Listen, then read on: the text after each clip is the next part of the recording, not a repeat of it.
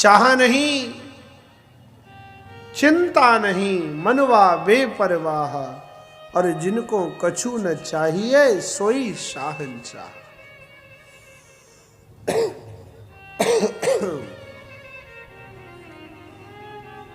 एक राजा ने अपने महल में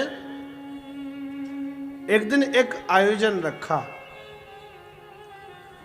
और सारे राज्य में घोषणा करवा दी कि कल प्रातःकाल इतने बजे से शाम इतने बजे तक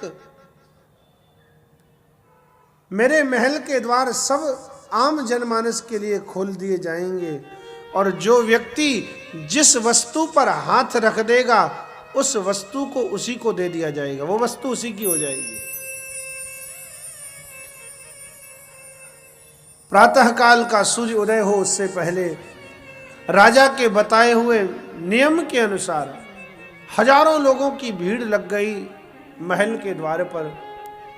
जैसे ही दरवाजा खुला, किसी ने घोड़े को पकड़ा, किसी ने हाथी को पकड़ा, किसी ने गाय को पकड़ा, किसी ने धन दौलत मणि को पकड़ा है, किसी ने सोना चांदी पकड़ा है, किसी ने कुर्सी पकड़ी, किसी ने कुछ, किसी ने कुछ। एक छोटा सा 5 वर्ष का बच्चा, उसकी पहुंच से इतनी भीड़ भाड़ में सारी चीजें दूर थीं।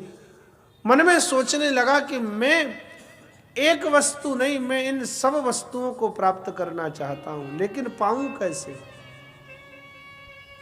द्वार के बाहर खड़ा खड़ा रो रहा था। एक महात्मा की, एक संत की दृष्टि पड़ गई। बेटा क्यों रो रहे हो? बालक ने अपनी इच्छा व्यक्त की, बाबा मैं इन सब वस्तुओं को लेना चाहता हूं, पर मेरे से पहले बहुतों ने सब पर अपना अपना स्वत्व जमा लिया, मुझे ये सारी वस्तुएं कैसे मिलेंगी। बाबा ने युक्ति बता दी, बेटा यदि तू इन सब वस्तुओं को प्राप्त करना चाहता है तो ये सारी वस्तुएं जिसकी हैं उस राजा को जाकर के पकड़ ले तो तेरा काम बन जाएगा। छोटा सा बालक दौड़ता हुआ भीड़ को चीरता हुआ गया है, और महाराजा अधिराज राजा बैठे हुए थे सिंहासन पर। दौड़ करके उस छोटे से बालक ने उस राजा के हाथ को पकड़ लिया।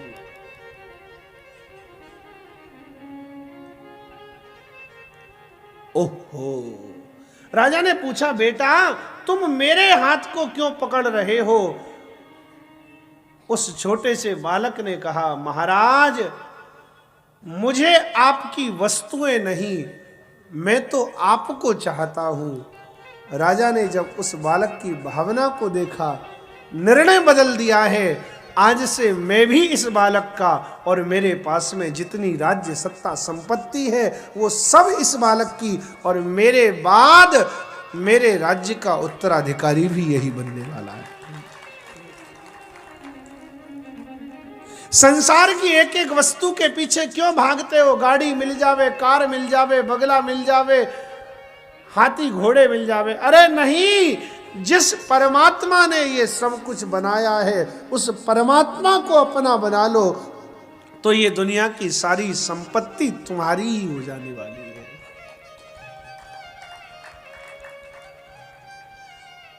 हमारे पूज्य काका श्री एक भजन गाते थे, सीता राम तुम्हारे चरणों में यदि प्रेम किसी का हो जाए, 2-4 जनों की बात तो क्या, संसार उसी का हो जाए।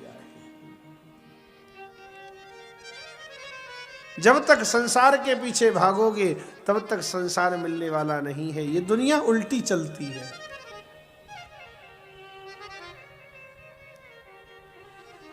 जहां भीड़ समाप्त होती हो वहां सबसे पीछे जाकर के खड़े हो जाओ और उल्टे चलने लगो, सारी दुनिया तुम्हारे पीछे चलने लगेगी। परमात्मा के हो जाओ भैया।